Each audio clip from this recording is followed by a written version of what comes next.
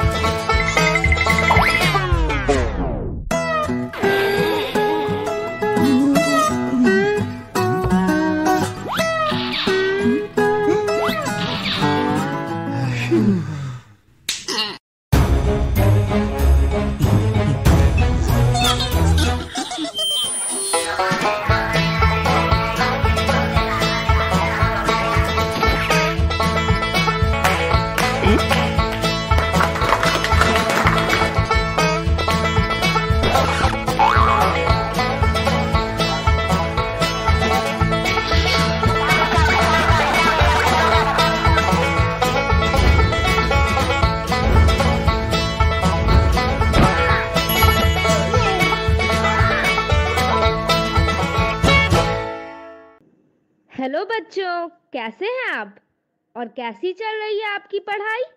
ये तो बहुत अच्छी बात है कि हम लोग प्रतिदिन सुबह 9 बजे से 10 बजे अपनी कॉपी और कलम के साथ मेरा दूरदर्शन मेरा विद्यालय कार्यक्रम देखने के लिए तैयार रहते हैं, जहां क्लास 6 से 8 की पढ़ाई होती है और साथ साथ कुछ अन्य रोचक जानकारियां भी हमें मिलती हैं।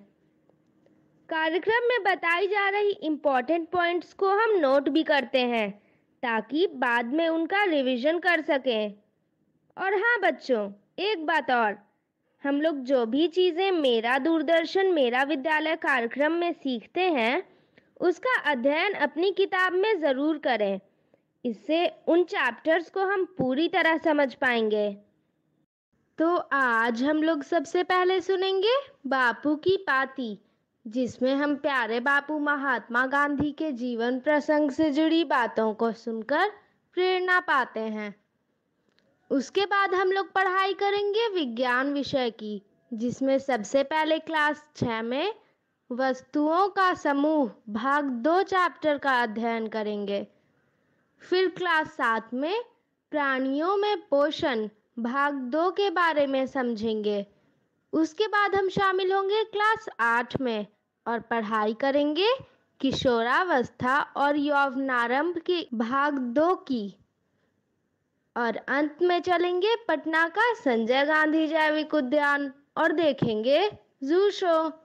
तो चलिए शुरू करते हैं आज की विज्ञान की क्लास मेरा दूरदर्शन मेरा विद्यालय के साथ।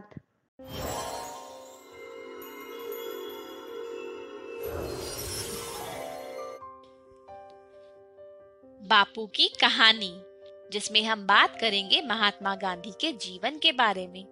पिछली बार हमने ये जाना कि पिता की मृत्यु के बाद गांधी परिवार की हालत डगमगा गई। पिता के मित्र ने यह सलाह दी कि बापू को पढ़ने के लिए विलायत भेज दिया जाए और बापू ने विलायत जाने के लिए उनकी सलाह मान ली। माँ की चिंता दूर करने के लिए मोहन ने कसम खाई कि वो विदेश में शराब और मांस को हाथ नहीं लगाएंगे और ना ही कोई गलत काम करेंगे। मोहन ने अपनी पत्नी और नवजात बेटे से विदा ली और मुंबई की तरफ निकल गए। अब तक मोड़ बनिया जाति से कोई भी विदेश नहीं गया था। मुंबई में जाति पंचायत बैठी, जिसमें मोहन से कहा गया कि वो विदेश ना जाएं, क्योंकि उनके अनुसार विदेश में धर्म की रक्षा हो ही नहीं सकती और अगर मोहन गए, इसका मतलब वो आज से जात से बाहर माने जाएंगे और कोई भी उनकी मदद नहीं करेगा। मोहन के बड़े भाई ने जाति पंचायत पर ध्यान नहीं दिया और उनके विदेश जाने के लिए धन का इंतजाम कर दिया।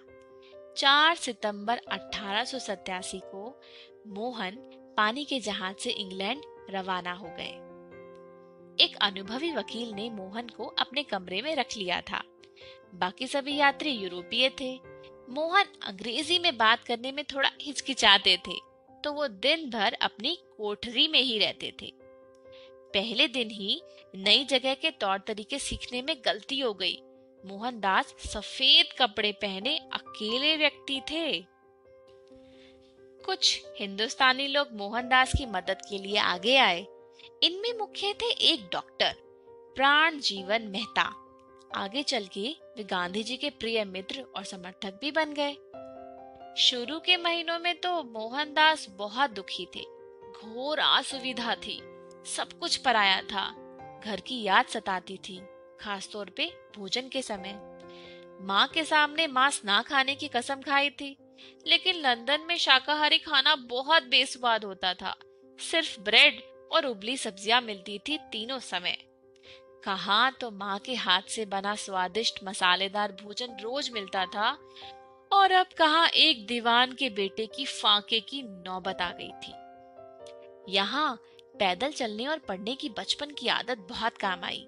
जितना हो सकता मोहनदास शहर में पैदल घूमते और तरह तरह का साहित्य पढ़ते। घूमते रहने की वजह से समय के साथ उन्हें लंदन में शाकाहारी भोजनालय भी मिलने लगे और यहाँ खाना खाने वालों से दोस्ती होने लगी। मोहनदास के लिए अब शाकाहार मजबूरी नहीं था, नए दोस्त बनाने का एक तरीका बन गया था। मित्र उन पर जोर डालते थे कि केवल पढ़ाई नहीं, अंग्रेजों का रहन सहन सीखना भी जरूरी है। तो अब मोहनदास जेंटलमैन बनना चाहते थे, तो उन्होंने कपड़े और महंगी टोपी सिलवाई, नाचना सीखने की कोशिश करी, वायलिन बजाना भी, बाल काढ़ना, टाई बांधना और भाषण देने की कला भी सीखनी चाहिए।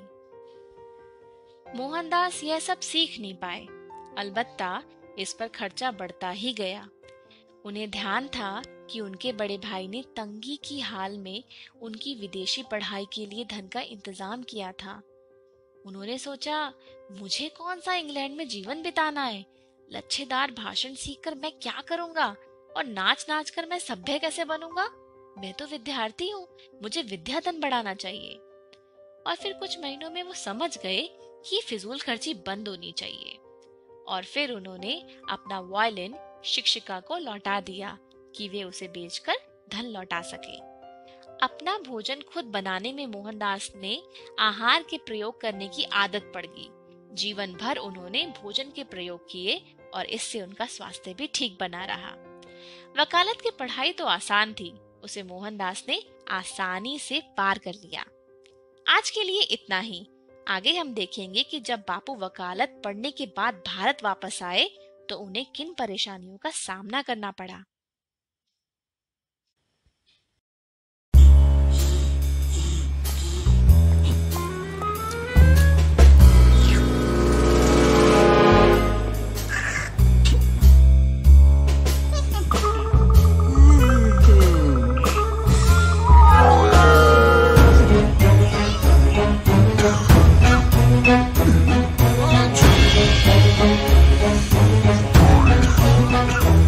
Thank you.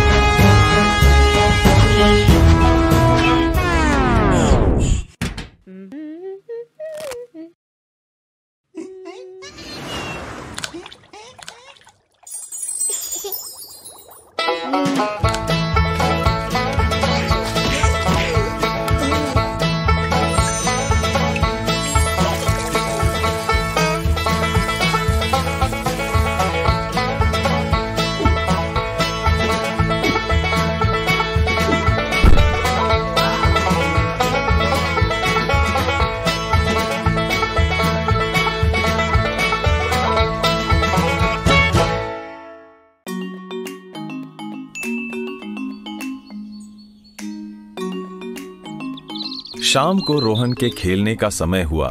उसने माँ से कहा, माँ, शाम हो गई है, क्या मैं अपने दोस्तों के साथ खेलने जाऊँ? हाँ, पर ध्यान से और सबके साथ मिलकर खेलना। रोहन अपने सभी दोस्तों से मिला और वह उन्हें यह बताने के लिए बहुत उत्सुक था कि किस तरह उसने अपने पिताजी के साथ दुकान पर समय बिताया और कुछ नया सीखा। कैसे हो तुम सब? हम अच्छे हैं, तुम कैसे हो? मैं भी ठीक हूँ। क्या तुम सबको पता है, मैं कल पिताजी के साथ दुकान पर गया था और वहाँ मुझे पिताजी के साथ बहुत मजा आया। मैंने बाजार में भी बहुत सारी चीजें देखी। सभी दोस्त रोहन की बात सुनने के लिए बहुत उत्साहित हो गए। हमें भी बताओ, तुमने क्या किया? कल 2 बंदरों ने आकर दुकान पर सारे बर्तन बिखेर दिए और फिर मैंने और पिताजी ने साथ में मिलकर दुकान लगाई। मेरे पिताजी की दुकान में बहुत सारे अलग अलग पदार्थों से बनने वाले बर्तन हैं। कुछ मिट्टी के बने हुए, कुछ लोहे के, तो कुछ इस्पात से और कुछ कांच से बने हुए बर्तन। मैंने अलग अलग वस्तुओं का वर्गीकरण यानी समूहन करना सीखा। अरे, हम भी अपने रसोई घर में बर्तनों को कुछ इसी प्रकार से रखते हैं, पर मेरे रसोई घर में कांच के बर्तन एक जगह होते हैं, तांबे के अलग और लोहे और इस्पात के अलग। रोहन सोच में पड़ गया। प्रिया की बड़ी बहन सरिता पास में खड़े होकर यह सब सुन रही थी। वह हंसने लगी और कहा, बच्चों, क्या मैं तुम्हारी परेशानी सुलझाने में कुछ मदद कर सकती हूँ? हाँ दीदी। तो चलो बताओ, ये जो पत्थर जमीन पर पड़ा है, इसको देखकर तुम्हें क्या लगता है? यह सफेद रंग का है। ये बहुत ही सख्त और नुकीला है, इससे चोट लग सकती है। जब बारिश आती है और मैं इसे जमा हुए पानी में फेंकता हूँ, तो यह डूब जाता है और नीचे जाकर बैठ जाता है। अब बताओ ये क्या है? अरे, यह तो चौक है। और मास्टर जी इससे कक्षा में श्याम पट पर भी लिखते हैं। तो अब बताओ, इसे देखकर क्या लगता है? यह सफेद रंग का है। यह सख्त है। पर पानी में डालने पर क्या होगा? चलो अभी देख लेते हैं। सभी ने एक डब्बे में पानी भरा और एक चौक और एक पत्थर को उसमें डाला। क्या आप बता सकते हो चौक और पत्थर को क्या हुआ होगा? अरे, यह तो डूब गए। थोड़ी देर बाद सबने देखा कि चौक पानी में घुलने लगा। दीदी देखो, चौक तो पानी में घुल गया, पर पत्थर नहीं घुला। अब समझ में आया, चौक और पत्थर में कुछ बातें ऐसी हैं जो एक जैसी हैं, पर कुछ बातें ऐसी हैं जो एक जैसी नहीं है। बिल्कुल सही पहचाना रोहन। हर एक पदार्थ के कुछ गुण होते हैं और उन्हीं के आधार पर हम उनका वर्गीकरण करते हैं। तो ऐसा जरूरी नहीं कि हर बार पदार्थ एक ही वर्ग या समूह में आए। बिल्कुल सही कहा। पदार्थों के गुणों में समानताओं एवं विभिन्नताओं के अनुसार उनका समूह या वर्गीकरण किया जा सकता है। जैसे मेरे रसोई घर में बर्तनों का समूह, वह किस पदार्थ से बने हैं, और रोहन की पिताजी की दुकान पर वह किस इस्तेमाल में आता है। मुझे पदार्थों के गुणों के बारे में और जानना है। बिल्कुल जान सकते हो, अपने आसपास की अनेक वस्तुओं का अध्ययन करके। अब यह बताओ कि पत्थर और चाक के गुणों के बारे में क्या सीखा? पत्थर और चाक दोनों ही सफेद रंग के हैं और सख्त है। चाक पानी में घुल सकता है, पर पत्थर नहीं घुल सकता। दोनों ही पानी में डूब सकते हैं। तो क्या कुछ ऐसा है जो पानी में तैर पाएगा? अरे हाँ, मेरी कागज की बनी हुई नाव। अरे वाह प्रिया, तुम्हारे दोस्त तो बहुत ही समझदार हैं। धन्यवाद दीदी, हमें यह बताने के लिए कि सख्त या कठोरता, घुलनशीलता एवं पानी में डूबना या तैरना पदार्थों के विभिन्न गुणों में से एक हैं। बिल्कुल सही कहा रोहन। और राजू, इसी तरह पदार्थों के और भी बहुत गुण हैं। हम बहुत सी वस्तुओं का अध्ययन करके उनके बारे में जान सकते हैं। मैं आज ही घर जाकर विभिन्न वस्तुएं एकत्रित करके यह सब जानने की कोशिश करूंगा। इतने में सूरज ढलने लगा और सभी अपने अपने घर खुशी खुशी चले गए।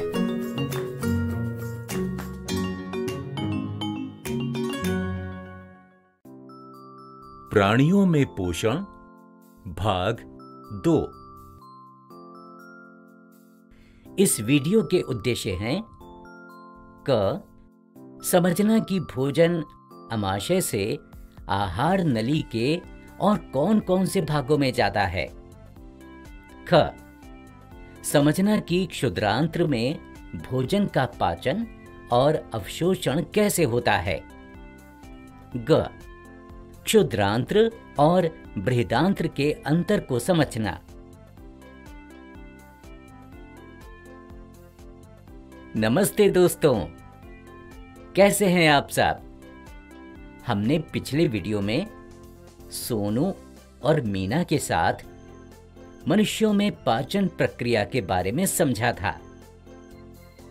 हमने भोजन के मुंह से आमाशय तक के सफर को भी समझा था। आइए इस वीडियो के माध्यम से हम भोजन के आमाशय से आगे का सफर समझते हैं। दीदी, शाम हो गई है।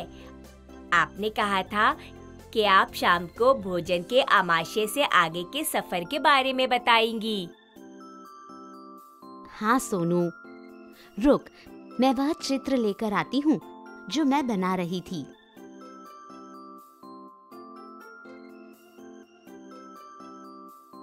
चल, बता कि तुझे क्या याद है?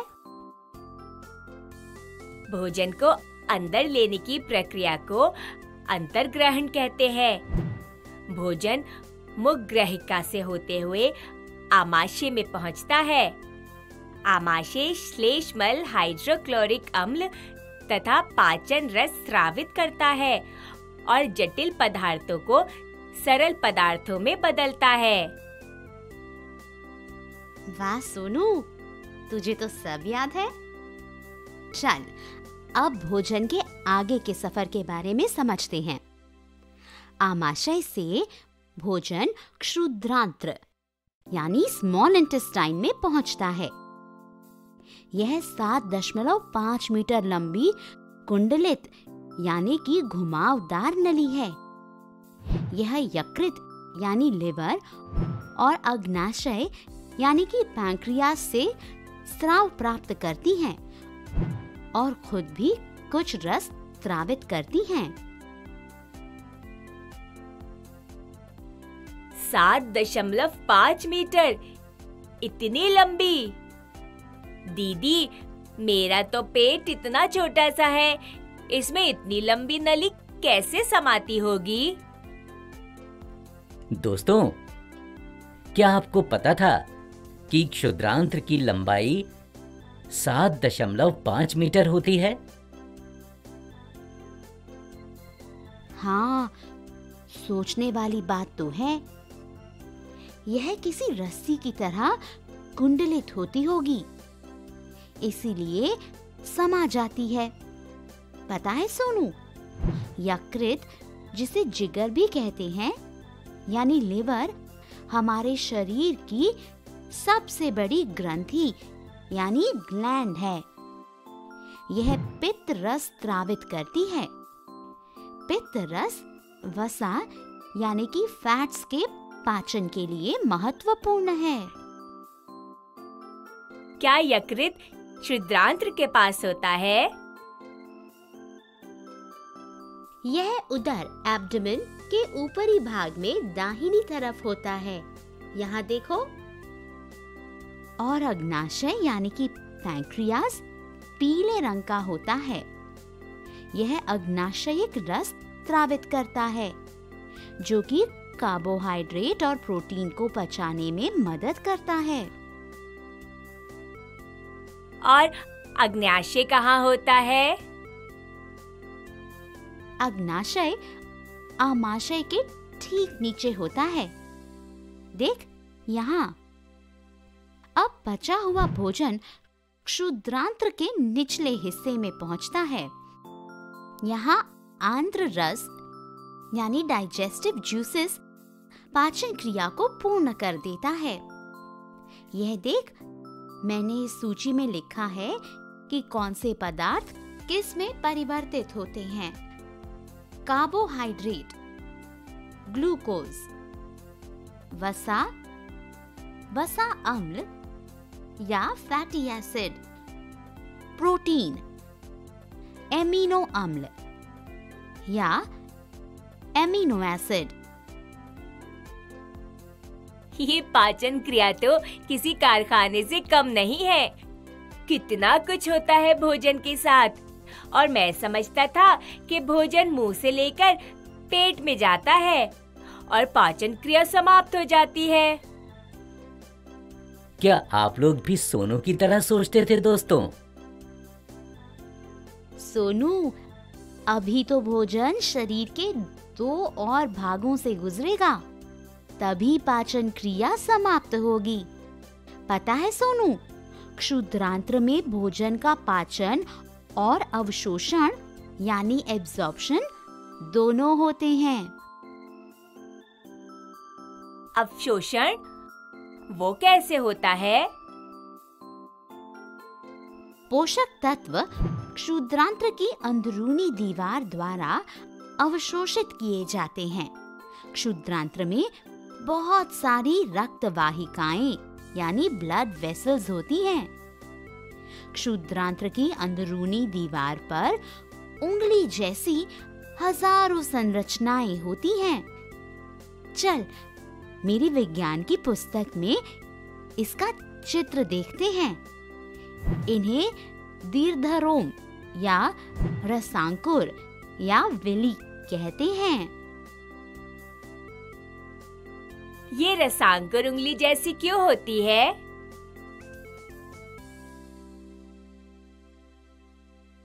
किताब में लिखा है कि उंगली की तरह संरचना के कारण पचे हुए भोजन के अवशोषण के लिए तल क्षेत्र यानी सरफेस एरिया बढ़ जाता है। रसांकुर में बचे हुए भोजन का अवशोषण हो जाता है और भोजन रसांकुर से रक्त वाहिकाओं में चला जाता है। अच्छा, तो ऐसे भोजन का अवशोषण होता है और हमें ऊर्जा मिलती है। कोशिकाओं में उपस्थित ग्लूकोज का विघटन ऑक्सीजन की सहायता से कार्बन डाइऑक्साइड और जल में हो जाता है और इस तरह से हमारे लिए ऊर्जा उपलब्ध होती है। अच्छा, तो अब पाचन और अवशोषण हो गया, तो क्या अब पाचन क्रिया समाप्त हो गई? नहीं सोनू, अब अपचित और अनवशोषित भोजन बृहदांत्र यानी कि लार्ज इंटेस्टाइन में जाता है। बृहदांत्र क्षुद्रांत्र की अपेक्षा चौड़ी और छोटी होती है। इसकी लंबाई लगभग 1.5 मीटर होती है। क्या 1.5 मीटर? और क्षुद्रांत्र तो 7.5 मीटर लंबी होती है। तो फिर अंग्रेजी में इसे लार्ज इंटेस्टाइन क्यों कहते हैं? क्योंकि इसका व्यास यानी कि डायामीटर क्षुद्रांत्र से ज्यादा होता है, लगभग 2 गुना ज्यादा। अच्छा, अब समझा मैं। अब भोजन का वह भाग जिसका पाचन नहीं होता है, वह बृहदांत्र में चला जाता है और बृहदांत्र उसमें से पानी अवशोषित कर लेता है तथा बचा हुआ अपचित पदार्थ मलाशय यानी कि रेक्टम में चला जाता है और समय समय पर गुदा द्वारा यह मल के रूप में बाहर निकल जाता है। इसे निष्कासन यानी एक्सक्रीशन कहते हैं। कितना लंबा सफर तय करता है भोजन। मैं तो बहुत हैरान हूँ दीदी।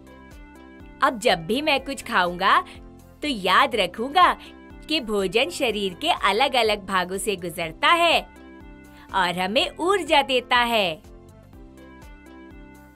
हाँ सोनू, सही कह रहे हो। और तुम्हें समझाते समझाते मेरी परीक्षा की तैयारी भी हो गई। अब आप कल अच्छे से परीक्षा दे पाएंगी। और अब मैं भी परीक्षा के लिए तैयार हूँ। दीदी, मनुष्यों में पोषण की प्रक्रिया तो आपने मुझे समझा दी, पर अन्य प्राणियों जैसे गाय आदि में पाचन कैसे होता होगा? बड़ा अच्छा सवाल है सोनू। मैं कल अपनी टीचर जी से इसके बारे में पूछूंगी। तो दोस्तों, आशा करता हूं कि आपने भोजन के आमाशय से बृहदांत्र तक के सफर के बारे में समझ लिया होगा। है ना कितना लंबा सफर पाचन का। चलिए अब अगले वीडियो में सोनू के सवाल के जवाब के बारे में जानेंगे। जल्द मिलेंगे।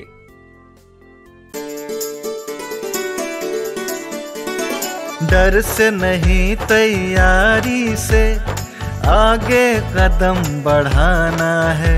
रुकी जिंदगी में चहल पहल वापस फिर से लाना है। धोकर हाथ, पहन कर मास्क, सुरक्षित जीवन चलाना है। सुरक्षित जीवन चलाना है। डर कर नहीं, तैयारी से आगे कदम बढ़ाना है। डर कर नहीं, तैयारी से आगे कदम बढ़ाना है। रखेंगे 2 गज की दूरी, सबको पौष्टिक आहार खिलाएंगे। बच्चों और बूढ़ों का करेंगे ख्याल। रोगी नहीं, रोग से लड़ कोरोना को हराएंगे। स्वास्थ्य केंद्र फिर से खुल गए, जिनका लाभ उठाना है।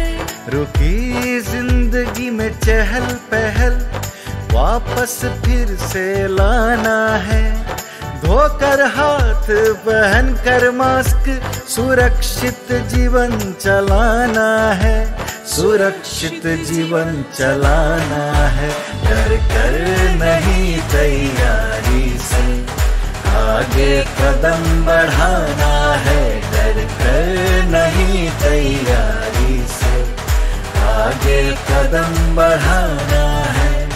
टीकाकरण की शुरुआत हो गई है, पर पहले की तरह हमें मास्क लगाना और 2 गज की दूरी बनाए रखना अभी भी जरूरी है। स्वास्थ्य विभाग और सूचना एवं जनसंपर्क विभाग, बिहार सरकार द्वारा जनहित में जारी। जीतेगा बिहार।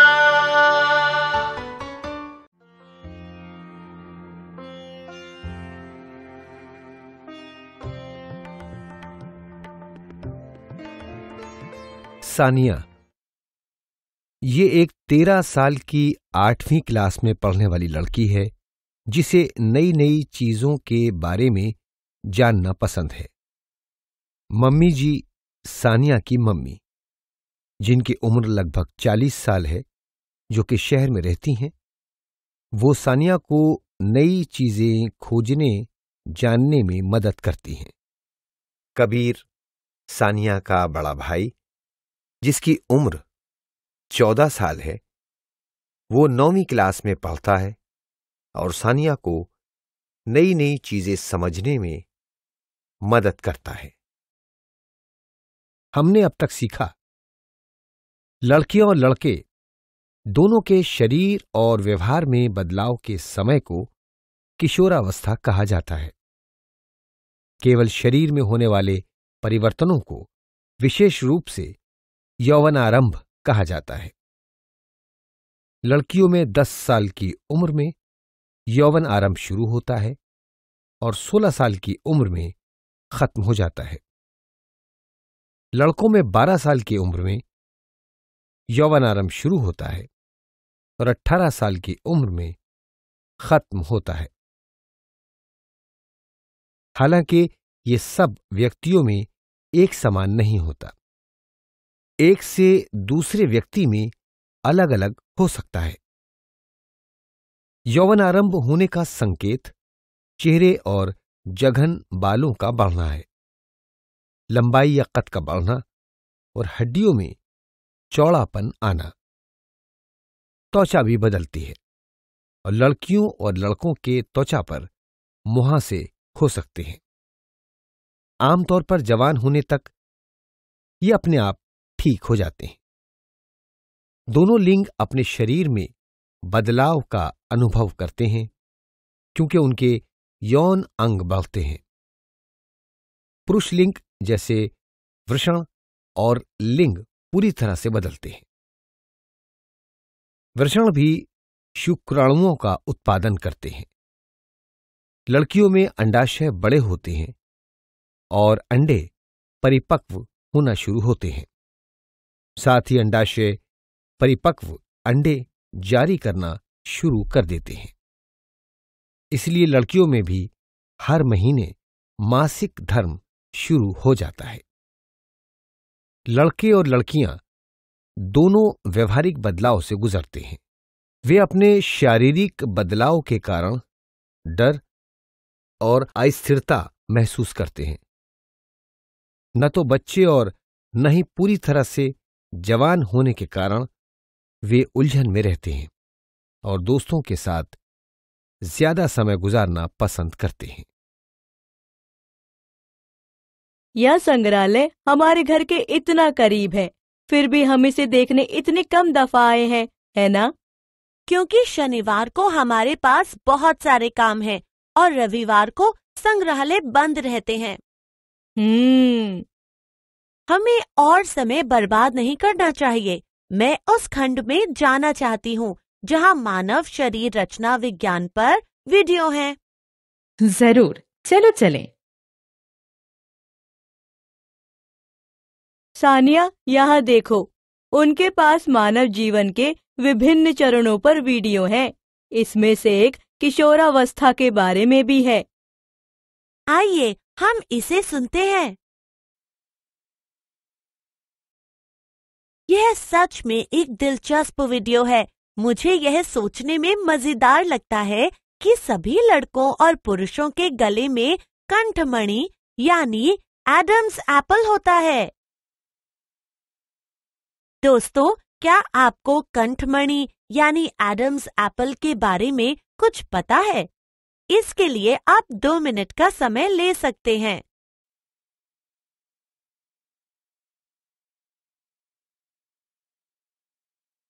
हाँ, यह वॉइस बॉक्स है जिसका वैज्ञानिक नाम है स्वर यंत्र। लड़कों और लड़कियों दोनों में स्वर यंत्र होते हैं। हालांकि लड़कों में यह लड़कियों की तुलना में बड़ा होता है।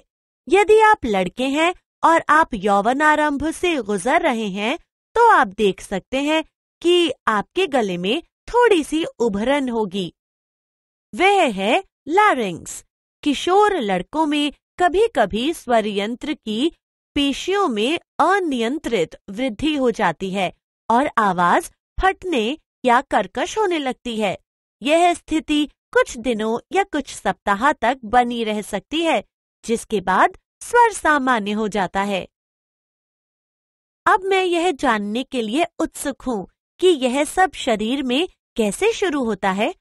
यौवन से गुजरने की यह प्रक्रिया कहाँ से शुरू होती है? मैंने इसे पिछले साल पढ़ा था। अंतःस्रावी तंत्र की पीयूष ग्रंथि। यह टेस्टोस्टेरोन और एस्ट्रोजन का उत्पादन करने के लिए महिलाओं के अंडाशय और पुरुषों के वृषण को हार्मोनल संकेत देता है। जब हार्मोन इन भागों में पहुंचते हैं तो वे उन्हें यौवनारंभ शुरू करने के संकेत देते हैं। ऐसा लगता है जैसे हमारे शरीर के अंग खो खो खेल रहे हैं। केवल यहाँ वे पीठ छूने के बजाय हार्मोन भेजते हैं। यह याद रखने का शानदार तरीका है, क्योंकि आपने अभी अभी जो बातें बताई हैं और इन तस्वीरों से मुझ में जो आंतरिक बदलाव है वे मुझे समझ आ रहे हैं। हमारी पुस्तिका में कुछ और बातें बताई गई हैं। मैं उनके बारे में थोड़ा और जानना चाहती हूँ। दोस्तों, क्या आपको याद है मम्मी और मैंने मासिक धर्म के बारे में बात की थी? एक लड़की के पहले मासिक धर्म प्रवाह और मासिक धर्म प्रवाह के ठहराव के लिए उपयोग किए जाने वाले नाम क्या हैं? हाँ, आपने सही जवाब दिया। पहले प्रवाह को रजोदर्शन कहा जाता है और मासिक धर्म के रुकने को रजोनिवृत्ति कहा जाता है। कबीर, मैं यह समझना चाहती हूँ कि यह कैसे तय किया जाता है कि किसी को लड़का होगा या लड़की? सानिया, वैसे ही जैसे हमारा शरीर यौवनारंभ के बारे में फैसला लेता है, शरीर ये भी तय करता है कि एक लड़का या लड़की विकसित करेगा। इस बारे में और बताइए। मुझे याद है कि हम गुण सूत्रों के बारे में चर्चा कर रहे थे। क्या तुम्हें याद है? हाँ। सभी मनुष्य में अपनी कोशिकाओं के नाभिक में गुण सूत्र के 23 जोड़े होते हैं। इनमें से 2 गुणसूत्र लिंग गुणसूत्र होते हैं, जिनका नाम X और Y है। एक मादा में 2 X गुणसूत्र होते हैं, जबकि एक पुरुष में एक X और एक Y गुणसूत्र होता है। युग्मक यानी अंडाणु और शुक्राणु में गुणसूत्र का केवल एक जोड़ा होता है। अनिषेचित अंडे में हमेशा एक X गुणसूत्र होता है, लेकिन शुक्राणु 2 तरह के होते हैं। एक X गुणसूत्र होता है और दूसरा Y गुणसूत्र होता है। आगे का मैं बताऊं? हाँ, क्यों नहीं। यदि एक शुक्राणु जिसमें Y गुणसूत्र होता है वह अंडे को निषेचित करता है, तो XY मतलब एक लड़का मिलता है। और अगर एक शुक्राणु जिसमें X गुणसूत्र होता है वह अंडे को निषेचित करता है, तो हमें XX मतलब लड़की मिलती है। ओह, तो पुरुष शुक्राणु एक लड़की या लड़का होने के लिए जिम्मेदार है। यह दिलचस्प है। लड़की हो या लड़का, मुझे बच्चे पसंद हैं। वे बहुत प्यारे होते हैं, है ना मम्मी? बिल्कुल। हमें कभी भी लड़के या लड़की में भेदभाव नहीं करना चाहिए। उन्हें हमेशा समान अवसर दिया जाना चाहिए। जैसे आप करती हैं। हाँ, आप क्या खाते पीते हैं इसका ध्यान रखना बहुत जरूरी है। साथ ही उचित व्यायाम बेहद जरूरी है। याद रखो बच्चों, ये एक ऐसी उम्र है जहां आपके साथी आपको धूम्रपान या शराब पीने की कोशिश करने और नशे की चीजों का सेवन करने के लिए कह सकते हैं। सोचें कि आपके लिए क्या महत्वपूर्ण है, इन पदार्थों की बुरी लत पालना या एक अच्छा और स्वस्थ जीवन। मुझे विश्वास है कि आप हमेशा सही रास्ता चुनेंगे। हम हमेशा सावधान रहेंगे मम्मी। हमने अध्याय में सीखा, लड़कों में लड़कियों की तुलना में बड़ी ग्रंथि होती है। इसे वॉइस बॉक्स या एडम्स एप्पल भी कहा जाता है। लड़कों में कुछ हफ्तों तक गले में भारीपन का एहसास होता है, जिसके दौरान उनकी आवाज बदल रही होती है और कुछ समय बाद उनकी आवाज बदलकर भारी हो जाती है। अंतःस्रावी तंत्र की पीयूष ग्रंथि क्रमशः टेस्टोस्टेरोन और एस्ट्रोजन जारी करने के लिए पुरुष वृषण और महिला अंडाशय को हार्मोनल संकेत भेजती है। जब वृषण और अंडाशय इस संकेत को प्राप्त करते हैं तो वे हार्मोनों को छोड़ते हैं, जिसका मतलब है कि शरीर प्रजनन के लिए तैयार होना शुरू हो जाता है। महिलाओं को 10 से 50 की उम्र में मासिक धर्म चक्र होता है। पहला प्रवाह रजोदर्शन कहलाता है, जबकि मासिक धर्म चक्र का रुक जाना रजोनिवृत्ति कहलाता है। रजोनिवृत्ति के बाद महिला बच्चे पैदा नहीं कर सकती, जबकि पुरुष के जीवन में बहुत बाद तक शुक्राणु पैदा हो सकते हैं। एक बच्चे का लिंग गुणसूत्रों द्वारा निर्धारित किया जाता है। XY गुणसूत्र एक शिशु लड़का बनाता है, जबकि XX गुणसूत्र एक लड़की बनाता है।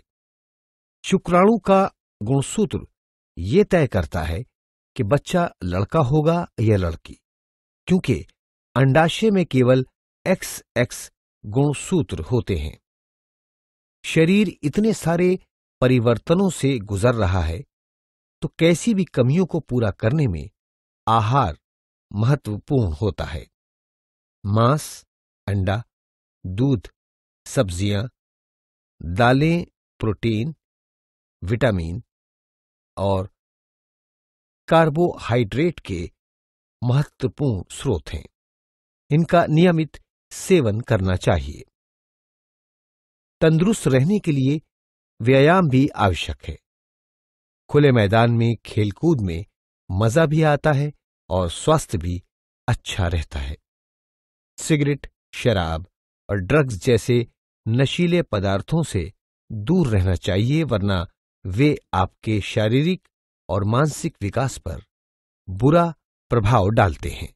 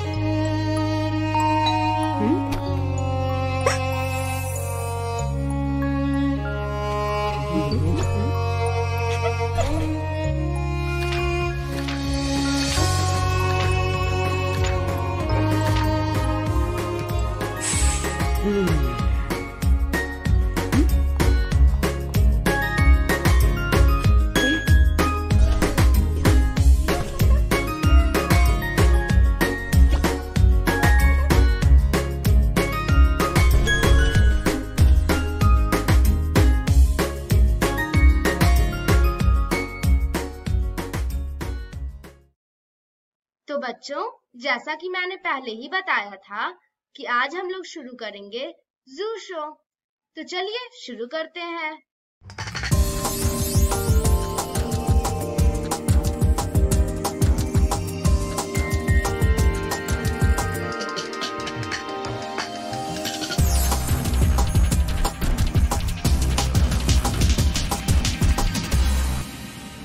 संजय गांधी जैविक उद्यान जू आउटरीच प्रोग्राम में आपका स्वागत है। आज हम एक ऐसे पक्षी की बात करेंगे जो पक्षी होते हुए भी अपने भारी वजन के कारण उड़ नहीं सकता है। ये बहुत फुर्तीला होता है और काफी तेजी से दौड़ सकता है, वो भी 50 किलोमीटर की रफ्तार से। आज हम चलेंगे एमू पक्षी के एनक्लोजर के पास। एमू शुतुरमुर्ग के बाद दुनिया का सबसे बड़ा पक्षी है। इस पक्षी की ऊंचाई लगभग 150 से 159 सेंटीमीटर तक होती है और वजन 18 से 48 किलोग्राम तक होता है। ये मूल रूप से ऑस्ट्रेलिया में पाए जाते हैं। इनके शरीर का रंग मटमैला भूरापन लिए हुए होता है। वैसे तो ये जोड़े में रहना पसंद करते हैं, लेकिन इन्हें सामूहिक जीवन भी प्रिय है। एमू मुख्य रूप से घास, पत्ते, फल और कीड़े खाना पसंद करते हैं। इनका पाचन क्रिया काफी तेज होता है।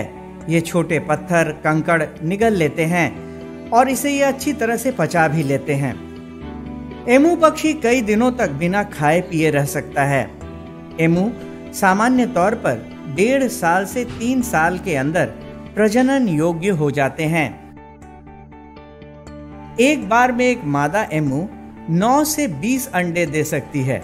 नर और मादा एमू में अंडा सेने का काम नर एमू करता है और चूजे 56 दिनों में अंडे से बाहर आते हैं। एक स्वस्थ एमू का जीवन काल 10 साल का होता है। एमू पक्षी की गर्दन लंबी होती है। गर्दन पर बाल बहुत कम होते हैं। एमू के पूरे शरीर पर हल्के भूरे रंग के बाल होते हैं। इसके शरीर पर छोटे आकार के पंख होते हैं जो दौड़ने के दौरान इन्हें स्थिरता देते हैं। जरूरत पड़ने पर एमू तैर भी सकते हैं। इनके अंडे का आकार मुर्गी के अंडे से 10 से 12 गुना तक बड़ा होता है। इनके पैर काफ़ी मजबूत होते हैं और जो इनके पंख हैं वो फ्लाइटलेस है, लेकिन ये अपने प्रोटेक्शन में और उसे फैला करके दूसरे में एग्रेसिव बिहेवियर के लिए इसका यूज करते हैं। इनका सबसे इंटरेस्टिंग एस्पेक्ट है वो इनका एग्स है। जो अंडे इसमें होते हैं वो हरे रंग के होते हैं, डीप ग्रीन कलर के अंडे होते हैं और इनका वजन लगभग 300 से 500 ग्राम तक होता है। पटना जू में अभी वर्तमान में इनकी संख्या 11 हो गई है। लास्ट ईयर भी 2 ईमू के बच्चे का सक्सेसफुली हैच हुआ है और वो यहाँ पे सरवाइव कर रहे हैं। इस साल भी 2 ईमू के बच्चे का हैचिंग हुआ है और अभी उसे नर्सरी में हम लोग देखभाल कर रहे हैं।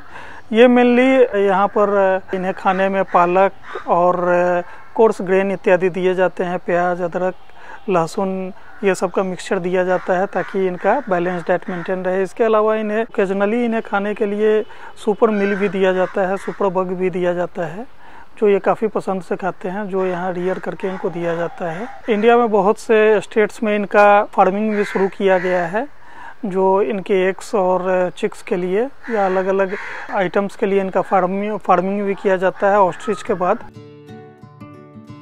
कैसोवरी ऑस्ट्रेलिया और न्यू गुआना में पाए जाने वाला एक न उड़ने वाला पक्षी है। शुतुरमुर्ग और एमू के बाद ये तीसरा सबसे बड़ा पक्षी माना जाता है।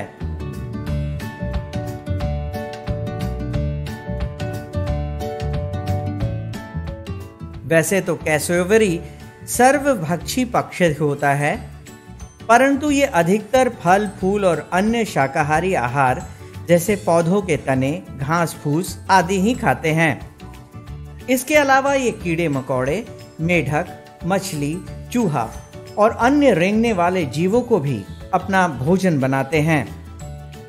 कैसोवरी घने जंगल में भी 50 किलोमीटर प्रति घंटे के रफ्तार से दौड़ सकते हैं और 1.5 मीटर की ऊंचाई तक कूद सकते हैं। इनका औसत जीवन काल 60 वर्षों तक का होता है। ये 4 साल में प्रजनन योग्य हो जाते हैं और एक बार में 3 से 8 अंडे देते हैं। कैसोवरी की खास बात यह है कि ये भले ही उड़ नहीं पाते हैं मगर बहुत आसानी से तैर सकते हैं। खूबसूरती ही इसकी बहुत सारी चीज़ बयां करती है। ये अनेक रंगों में मिलता है, नीला, लाल ये है। और संजय गांधी जैविक उद्यान के ये केज में सिंगल एकमात्र है प्रजाति।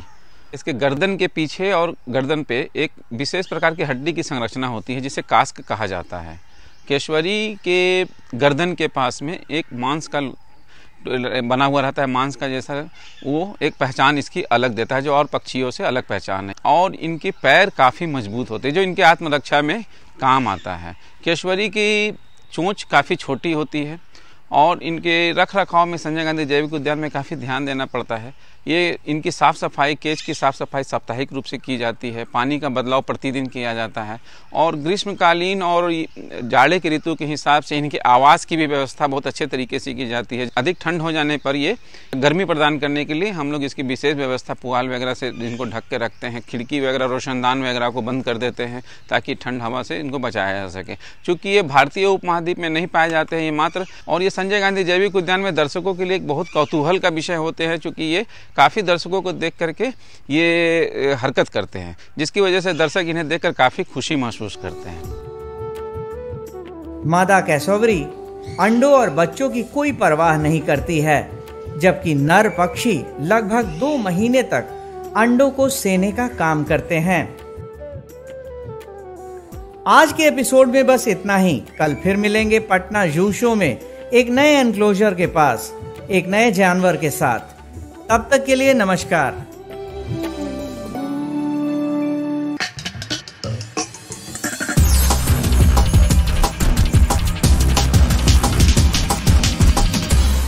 तो आशा करती हूँ बच्चों आज के एपिसोड में आपने जरूर कुछ नया सीखा होगा। तो घर पर रहें, पढ़ते रहें, बढ़ते रहें। मिलते हैं अगले एपिसोड में। बाय बाय बच्चों।